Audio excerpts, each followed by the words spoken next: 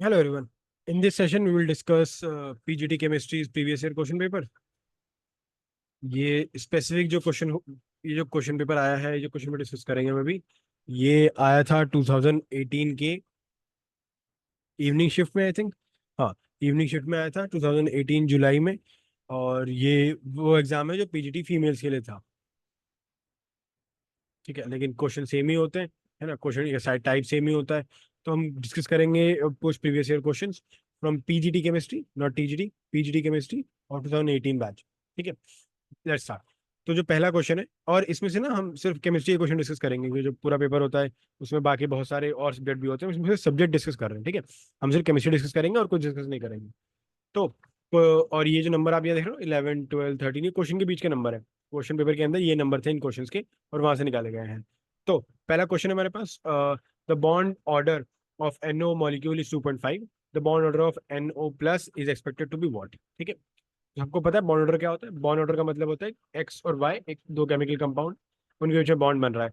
उनके बीच में बॉन्ड है, कितने नंबर ऑफ बॉन्ड बीच में बनते हैं उसे बॉन्ड ऑर्डर बोलते हैं। अगर एक है तो उसका बॉन्ड ऑर्डर 1 हो जाएगा, इसका बॉन्ड ऑर्डर 2 हो जाएगा। अगर तीन बना देंगे, जैसे N2 में होता है, N2 में क्या होता है, उनके बीच में ट्रिपल बॉन्ड होता है, तो इसको बोलेंगे कि यहाँ पे बॉन्ड ऑर्डर 3 है।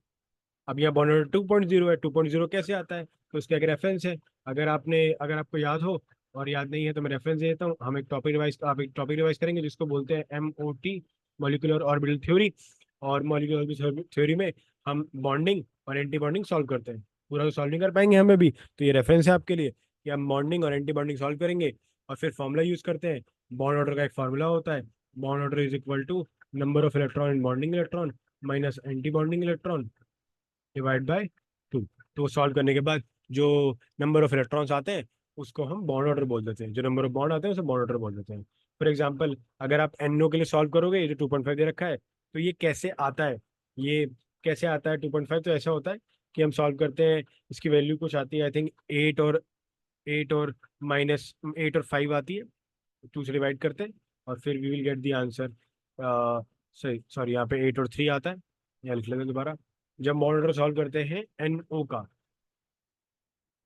तो यहाँ पे आ जाता है नंबर ऑफ इलेक्ट्रॉन। देख लो ना, NO का मतलब क्या हो जाएगा, नाइट्रोजन में होंगे total number of electron 7, oxygen में हमेशा होते हैं 8, तो ये हो गए 13। तो इलेक्ट्रॉन का जो सेपरेशन होता है वो होता है 8 - 5 डिवाइड बाय 2। सॉल्व करेंगे, वील गेट द आंसर। अब जब NO प्लस की बात करेंगे तो पूरा MOT तो सॉल्व नहीं कर सकते, तो आपको लास्ट का एक सेपरेट बता देता हूँ। इसमें टोटल नंबर ऑफ इलेक्ट्रॉन होते हैं, वो आ जाते हैं 8 - 2 divide by 2, bond order will be 3। तो बॉन्ड ऑर्डर होना चाहिए 3, आंसर इज सी। इसका आंसर हो जाएगा सी, होगा 1 हो जाएगा। इसका आंसर हो जाएगा ए। तो what is the bond order of NO plus is 3.0। एक सिंपल चीज ये है कि जब आप बॉन्ड ऑर्डर सॉल्व करेंगे ना, तो या तो आप MOT में आपका हाथ बहुत अच्छा होना चाहिए, बहुत ज्यादा MOT सॉल्व कर लीजिए। एक तरीका ये है कि कुछ कंपाउंड जो मैं लिस्ट कर रहा हूँ इनका आप याद कर लीजिएगा बॉन्ड ऑर्डर क्या होता है, ये एक तरीका हो सकता है। आप O2 का याद कर लीजिए, 2 होता है। O2 प्लस का याद कर लीजिए, O2 प्लस अपने आप में भी एक्सेप्शन होता है। ठीक है, Cl2 का याद कर लीजिए, कार्बन 2 का याद कर लीजिए, लिथियम 2 का याद कर लीजिए। ये कुछ कॉमन है, इनके बहुत सिंपल रैशनल नंबर होते हैं।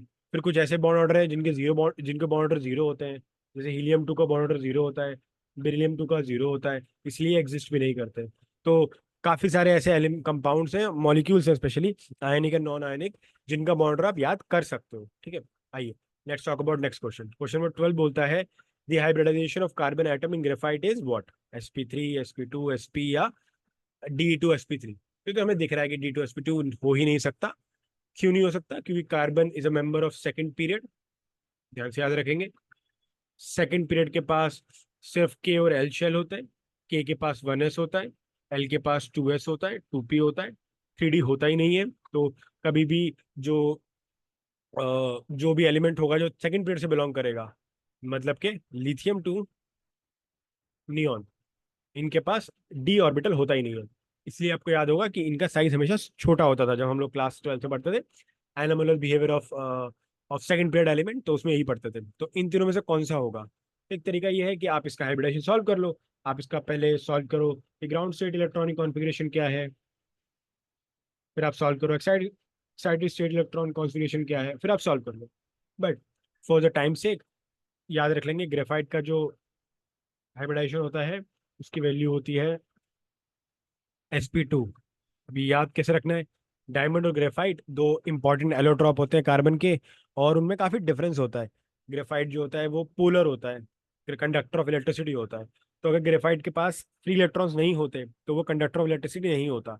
उसके पास फ्री इलेक्ट्रॉन है, इसलिए वो sp2 दिखा रहा है। अगर सारे इलेक्ट्रॉन पेयर्ड होते, डायमंड का जो इलेक्ट्रॉनिक कॉन्फ़िगरेशन होता है वो sp3 होता है। क्यों होता है? क्योंकि सारे इलेक्ट्रॉन पेयर्ड होते हैं।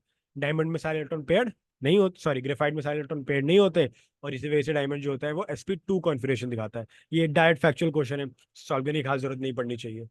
नेक्स्ट क्वेश्चन में बोलता है the reaction of sodium metal with water is an example of what. तो रिएक्शन लिख लीजिए। अगर हमें एग्जैक्ट आंसर पता है तो बहुत बढ़िया है, इनको देखने से बचना है हम लोगों को। जब तक ऑप्शन की जरूरत ना पड़े ऑप्शन मत देखिए, सॉल्व करने की कोशिश कीजिए। Sodium metal plus water will give you what. तो बहुत सिंपल है, metal plus water will give you hydroxide, NaOH plus hydrogen gas. लिख देते हैं। अब देखिए, वो पूछता है कि क्या ये एक रेडॉक्स रिएक्शन है या नहीं है। तो यहाँ पे चार ऑप्शन देता है वो आपको। कॉम्प्लेक्शन रिएक्शन है, एसिड बेस रिएक्शन है, क्या यहाँ पे टाइट्रेशन हो रही है, ये जिसको हम लोग बोलते हैं एसिड बेस रिएक्शन को हम एक और चीज बोलते हैं, इसको बोलते हैं न्यूट्रलाइजेशन रिएक्शन। तो वो पूछ रहा है कि क्या ये न्यूट्रलाइजेशन रिएक्शन है, प्रेसिपिटेशन रिएक्शन है। प्रेसिपिटेशन आई होप सबको याद है कि प्रेसिपिटेशन किसको बोलते हैं।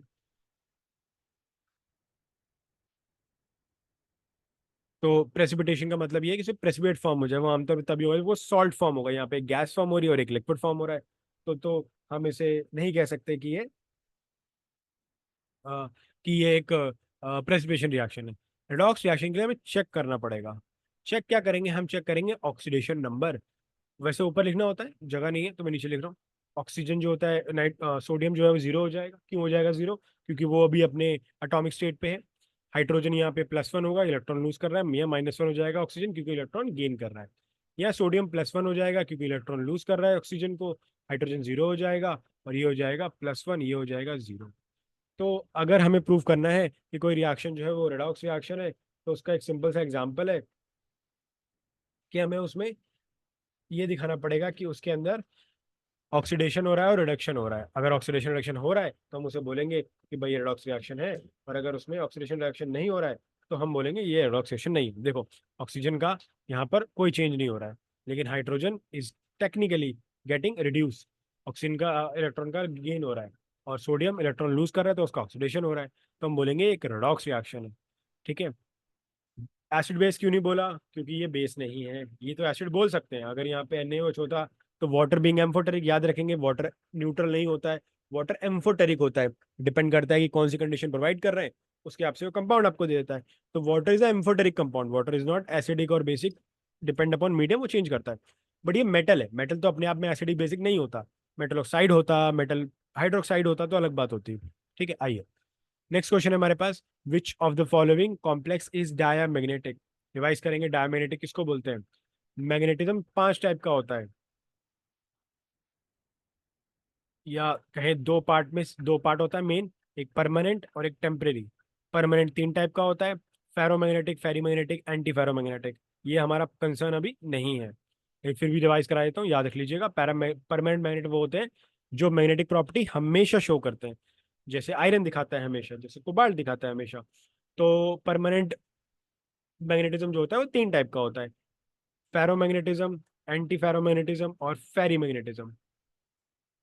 टेम्परेरी मैग्नेटिज्म 2 टाइप का होता है, एक होता है डायमैग्नेटिक और एक होता है पैरामैग्नेटिक। अब हमें देखना है कि ये पैरामैग्नेटिक है, डायमैग्नेटिक है। डायमैग्नेटिक वो कंपाउंड होते हैं जो मैग्नेटिक फील्ड को वीकली रिपेल करते हैं। क्यों करते हैं?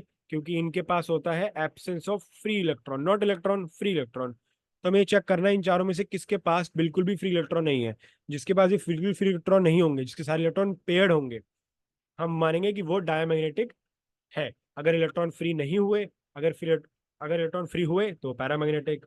अगर इलेक्ट्रॉन फ्री नहीं हुए, सारे इलेक्ट्रॉन पेयर हुए, तो वो है डायमैग्नेटिक। तो कैसे पता करेंगे? आई विल एडवाइस कि आप जब प्रैक्टिस करो तो इन सबका अलग से आप हाइब्रिडाइजेशन सॉल्व कर लो कोऑर्डिनेशन कंपाउंड से। अगर आपको याद नहीं है तो आप क्लास 12th का लास्ट चैप्टर है, नई बुक में अगर आप खोलोगे तो 5th चैप्टर है, पुरानी बुक्स में 9th चैप्टर है, वहां देखोगे तो आपको मिल जाएगा। लेकिन ये शॉर्टकट है, पैरामैग्नेटिज्म वहां होता है जहां पर वीक लिगेंड होते हैं, जहां पे स्ट्रॉन्ग लिगेंड होते हैं वहां पे होता है डायमैग्नेटिज्म। तो सीएन जो होता है वो स्ट्रॉन्ग लिगेंड है, तो ये हो सकता है। यहाँ पे सीएन है तो ये हो सकता है। सीएल और फ्लोरीन दोनों होते हैं डायमैग्नेटिक, दोनों होते हैं नॉट डायमैग्नेटिक। माय बैड, दोबारा करते हैं इस पार्ट को। देखिए, अगर हमें पता करना है कोई कंपाउंड डायमैग्नेटिक है और पैरामैग्नेटिक है, तो पता करने का तरीका ये है कि डायमैग्नेटिक कंपाउंड के पास फ्री इलेक्ट्रॉन्स नहीं होते और पैरामैग्नेटिक कंपाउंड के पास फ्री इलेक्ट्रॉन्स होते हैं, चाहे एक फ्री इलेक्ट्रॉन हो चाहे 5 फ्री इलेक्ट्रॉन हो। अब जो पेयरिंग ऑफ इलेक्ट्रॉन है ना, वो लाइगेंड पे डिपेंड करती है। अगर लाइगेंड स्ट्रांग हुआ तो पेयरिंग हो जाएगी, यानी लाइगेंड होने पे डायमैग्नेटिक होने के चांस बहुत बढ़ जाते हैं। तो यहाँ पे देखिए आप सीएन है जो स्ट्रांग लाइगेंड है, यहाँ पे एक सीएन है जो स्ट्रांग लाइगेंड है, साइनेटो बोलते हैं इसको हम कोऑर्डिनेशन कंपाउंड में। तो ये दोनों स्ट्रांग लाइगेंड है। यहाँ पे फ्लोरीन है F6, यहाँ क्लोरीन है Cl4। ये दोनों होते हैं ये होते हैं वीक लाइगेंड। तो ये बहुत रेयर चांस है कि ये आपको कई पैरामीटर दिखा पाएंगे। इन दोनों चांस सबसे ज्यादा है। क्या करेंगे, इनका निकाल लेंगे हम इलेक्ट्रॉनिक कॉन्फ़िगरेशन। कैसे निकालेंगे, देखिए हमारे पास है यहाँ पे पहले केस में आयरन F3+। F3+ है, सॉल्व कर लीजिए। F3+ आएगा इसका ऑक्सीजन स्टेट, और ये हो जाएगा 4s0 3d5, है ना। Fe3+ ही होता है। कोबाल्ट 3+ हो जाएगा। कोबाल्ट क्या होता है, कोबाल्ट 3+ की वैल्यू क्या होती है, तो आयरन होता है 26, कोबाल्ट होता है 27। 3 निकाल दोगे बचेगा 24। तो ये बन जाएगा 4s0 3d6। इसका मतलब ये है कि इन दोनों में से कोई एक तो है जो जो डायमैग्नेटिक दिखा रहा है। डायमैग्नेटिक जैसे मैंने बताया आपको, वही कंपाउंड दिखा पाएगा, वही कोऑर्डिनेशन कंपाउंड दिखा पाएगा जिसके पास फ्री इलेक्ट्रॉन्स होंगे। अगर फ्री इलेक्ट्रॉन्स आपके पास नहीं हुए तो आप हो गए डायमैग्नेटिक, आपके पास फ्री इलेक्ट्रॉन्स हुए तो आप बन गए पैरामैग्नेटिक। देखिए यहाँ पे है 5 इलेक्ट्रॉन, आप 5 इलेक्ट्रॉन को किसी भी सूरत में कभी भी पेयर नहीं करा पाएंगे, क्योंकि पेयर तो 4 का होगा ना, एक तो फ्री रह जाएगा हमेशा, है ना, एक तो अनपेड रह जाएगा, तो ये पैरामैग्नेटिक दिखा देगा। कोबाल्ट 3+ में 6 इलेक्ट्रॉन है, सीएन है, सीएन नहीं साइनेटो स्ट्रॉन्ग लाइगेंड, तो उनको क्या कराएगा, पेयर करा देगा।